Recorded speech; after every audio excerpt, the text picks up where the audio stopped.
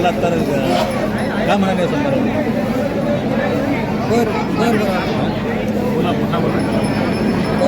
छत्रपती संभाजीनगरमध्ये आपण आलात, येथे फार मोठा कार्यक्रम चालू आहे गुरु रविदास महाराजांचा, तर काय म्हणाले या संदर्भात? संत शिरोमणी गुरु रविदासजी महाराज यांची 650वी जयंती निमित्त भारतीय जनता पार्टीतर्फे देशभरात एक अभियान समरसता संकल्प अभियान म्हणून चालवण्यात येत आहे.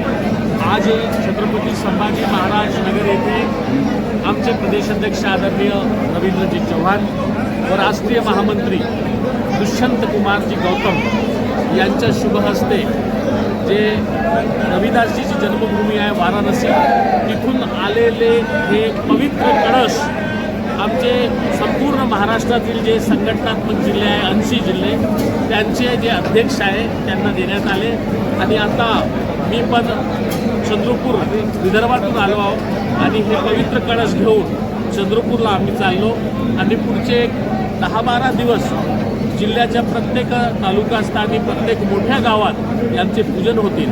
आणि स्वाभाविकपणे आपण पाहत आहोत की आमचे प्रधानमंत्री, लाडले प्रधानमंत्री आदरणीय नरेंद्रभाई मोदीजी जे आमचे महापुरुष आहे, संत आहे, ज्यांच्या आतापर्यंत कधी जे काँग्रेसने जे मागचे जे शासन होते त्यांनी कधी दखल घेतली नाही, असे अहिल्यादेवी होळकर असो की संत रविदास महाराज असो, अनेक संत महंतांचे जे जयंती आहे त्यांचे कार्यक्रम ते यशस्वीपणे करत आहे.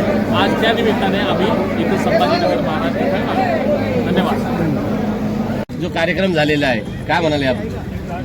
आज संत रविदास महाराजांच्या 650व्या जयंतीच्या निमित्ताने समरसता संकल्प अभियानाच्या मार्फत कलश पूजन आणि कलश वितरण हा कार्यक्रम या ठिकाणी पार पडला आहे.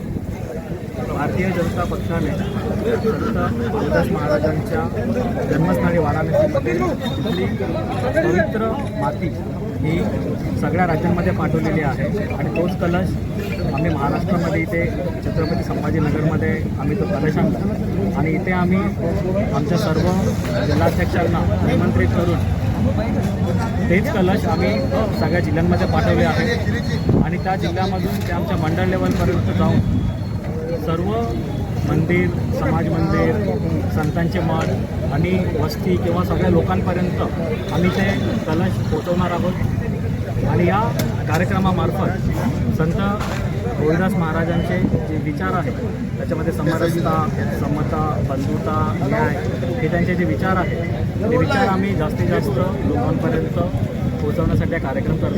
राज्यभरातर्फे तुम्ही पक्षाचं काम करत आहे, काय अनुभव, काय राज्यभरात काय स्थिती पक्षाची? की सध्या भारतीय जनता पार्टी हा महाराष्ट्रातला 1 नंबर पक्ष आहे आणि तो सगळे पुढच्या वर्ष पण 1 नंबर पक्ष राहतो. धन्यवाद.